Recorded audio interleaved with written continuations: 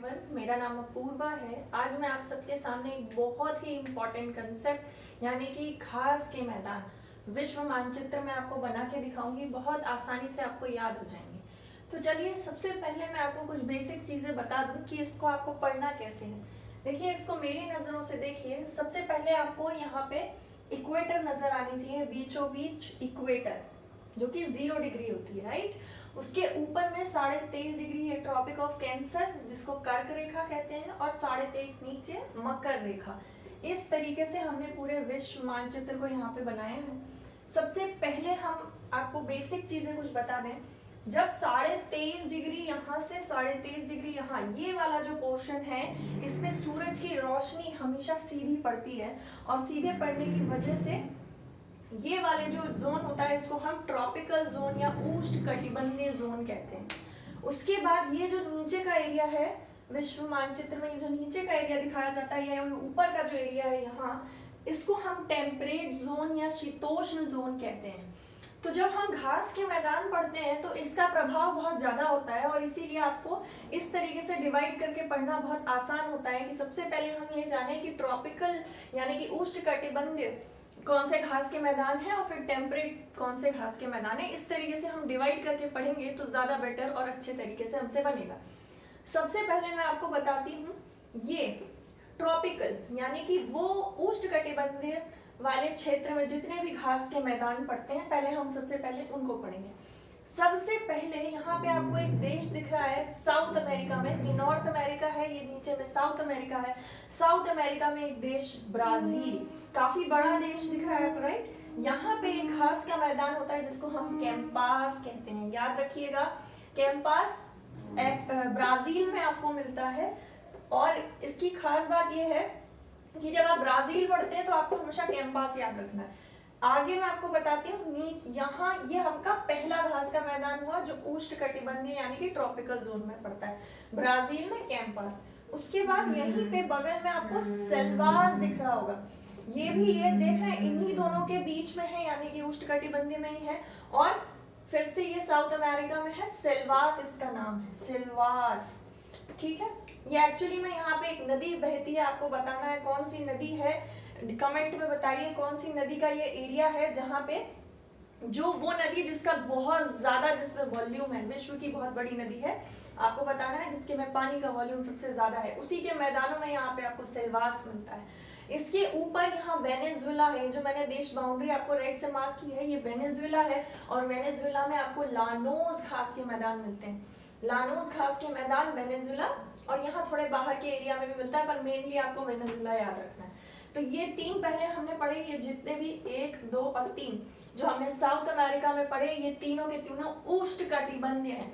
उष्णकटिबंधीय में आपको बस एक और याद रखना है। चलिए अफ्रीका की ओर। अफ्रीका में आपको यहाँ देखिए सवाना, यहाँ पे कॉन्गो की घाटी आती है, डेमोक्रेटिक रिपब्लिक ऑफ कॉन्गो और कॉन्गो। तो यहाँ पे तो आपको फॉरेस्ट मिलते हैं, कैसे, बहुत ज्यादा घने फॉरेस्ट मिलते हैं, जंगल मिलते हैं। इसके आसपास में जो एरिया है उसको घास के मैदान कहा जाता है। मोस्ट फेमस सवाना घास के मैदान अफ्रीका में मिलते हैं, हमेशा एग्जाम में आता है। इसमें एक चीज और आपको याद करनी कि आखिर ये घास होता क्या है। तो कोई भी वो चीज जिसमें आपको, जैसे एक डंडी सी मैंने आपको देखी, घास मतलब वो वाली घास नहीं जो छोटी छोटी हमने लॉन में बचपन में देखी है, ये वो वाली घास नहीं है दोस्तों। ये वो घास है जो काफी ऊंची, इवन हम लोगों की हाइट तक की भी होती है। और आपने देखा होगा ये जनरली वो है, जैसे मान लीजिए एक स्टिक, जैसे आपने शुगर केन, अगर गन्ना देखा होगा तो गन्ने में जैसे एक कड़ी आती है, फिर उसके बाद दूसरी जो स्टेम होती है उसकी, उसको देखिएगा ध्यान से, तो उसमें एक ऐसे करके जोड़, उसके बाद फिर एक जोड़, फिर एक जोड़, इस तरह के जितने भी घास पाई जाती है, जिस तरह के पौधे होते हैं जिनका जो तना होता है वो ज्यादा मजबूत नहीं होता, उसको हम घास बोलते हैं। तो ये ही सवाना के इलाका, ये अफ्रीका में है, यहाँ पे भी वैसे ही घास के मैदान पाए जाते हैं। यहाँ इक्वेटर पे कॉन्गो की घाटी के आसपास में आपको ये मिलेंगे। तो ये 3 आपको सबसे पहले ट्रॉपिकल यानी कि उष्णकटिबंधीय याद करने हैं। तीनों आपको याद हो गए होंगे, लानोस वेनेजुएला में, और इधर ऊपर के इलाके में सेल्वास आपको मिलता है, इधर अमेजन की घाटी में, वो नदी अमेजन की घाटी में, और ब्राजील में आपको कैंपास मिलता है। अगला अफ्रीका में आपको सवाना मिलता है। ये चारों आपको याद हो गए। इसके बाद हम चलते हैं शीतोष्ण, यानी वो घास के मैदान जो ठंडे इलाके में होते हैं। तो चलिए सबसे पहले हम स्टार्ट करते हैं अमेरिका से। उत्तरी अमेरिका में आपको यहाँ पे प्रेयरी दिख रहा होगा, प्रेयरी, और नीचे मैंने चीनूक लिखा है, तो ये क्या है? सबसे पहले प्रेयरी घास के मैदान कनाडा और अमेरिका, यूएसए, ये जो मैंने बनाया है ये वाला एरिया डॉट डॉट डॉट, ये यूएसए है, ऊपर में कनाडा है, ठीक है। तो ये वाला जो इलाका है यहाँ पे आपको प्रेयरी जो घास के मैदान है वो मिलते हैं। और यहाँ पे एक्चुअली में होता क्या है, बहुत ज्यादा आप देखते होंगे बहुत ज्यादा मक्के की खेती होती है, बहुत ज्यादा गेहूं उत्पादन होता है। पर हेक्टेयर के हिसाब से देखेंगे तो गेहूं के उत्पादन में ये भारत को भी पीछे छोड़ता है, बहुत ज्यादा उत्पादन होता है। प्रेयरी वाला ये वही इलाका है जहाँ पे आपने देखा होगा शेफर्ड, वो टोपी पहन के, बहुत बड़े बड़े उन लोगों का एरिया होता है, टोपी पहन के घोड़े के ऊपर से हक हक करके वो लोग चरवाहे यहाँ पे घूमते हैं, अपने बड़े बड़े जानवरों के बहुत बड़े बड़े हेड होते हैं उनको लेके घूमते हैं। तो ये वहीं का सीन होता है और ये प्रेयरी जलवायु है। चीनूक नाम की हवा जब यहाँ बहती है, रॉकीज पर्वत से आती है, उसकी वजह से यहाँ पे बहुत अच्छा प्रोडक्शन होता है। एक्चुअली ये चीनूक के कारण ही प्रेयरी की घास उत्पन्न हो पाती है, तो आपको ये मालूम होना चाहिए ये प्रेयरी के कारण हुआ, ठीक है। चलिए कहाँ कहाँ पे विस्तृत है प्रेयरी, तो यूएसए और कनाडा के इलाके में। यहाँ पे एक, क्योंकि यहाँ पे बहुत ज्यादा घास के मैदान है, बहुत ज्यादा शेफर्ड, जैसे मैंने आपको बताया, वो टोपी पहन के घोड़े के ऊपर चरवाहे टाइप लोग घूमते हैं, और यहीं पे बहुत ज्यादा गेहूं और मक्का होता है। और इसी इलाके में आप पाएंगे तो यहाँ पे मीट का एक्सपोर्ट बहुत ज्यादा होता है। एक देश है शिकागो नाम का, वो इसके लिए बहुत फेमस है, आप इसको नोट कर सकते हैं। आगे चलते हैं हम शीतोष्ण ही घास के मैदानों में। सबसे पहले उत्तरी के ही देख लेते हैं सारे। तो पहला हमने अमेरिका देखा, दूसरा अगर हम यहाँ आते हैं तो आपको हंगरी दिख रहा होगा, ये यूरोप है। आपको मालूम होगा यूरोप और एशिया ये दो ऐसे कॉन्टिनेंट्स हम कहते हैं, ऐसे महाद्वीप हैं जो जुड़े हुए हैं, यूरेशिया कहा जाता है इस पूरे को। तो ये यूरोप का जो इधर वाला हिस्सा है, यूरेशिया का जो इस तरफ वाला हिस्सा है, इसको यूरोप जो है, यहाँ पे आपको पुष्टाश तरह की ये हरी हरी घास जो मैंने बनाई है, इस तरह की घास के मैदान मिलते हैं। हंगरी में जनरली हंगरी और पोलैंड का नाम आता है, यहाँ पे आपको पुष्टाज मिलता है। थोड़ा सा और हम आगे जाते हैं तो ये जो एकदम एरिया है, जैसे यहाँ आप देखते होंगे यहाँ पे एक पर्वतमाला है जो आपको यूरोप और एशिया को अलग करती है। आपको मुझे कमेंट में बताना है वो कौन सी पर्वतमाला है जो यूरोप और एशिया को डिवाइड करती है। उसके बाद से यहाँ कैस्पियन सागर, यहाँ कॉकेशियस पर्वत, यहाँ पे काला सागर, और यहाँ पे फिर भूमध्य सागर।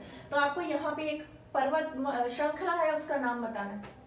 आगे देखते हैं, यहाँ पे इसी के बीचों बीच जो ये एरिया यूरोप और एशिया के बीच में जो है, वहां पे आपको एक जलवायु, उस जलवायु में आपको एक घास पाई जाती है जिसका नाम स्टेपीज है। ये यूक्रेन इसका मेन रीजन है। यूक्रेन में बहुत ज्यादा, आप पढ़ते होंगे कि यूरोप में बहुत ज्यादा यूक्रेन में गेहूं का प्रोडक्शन होता है।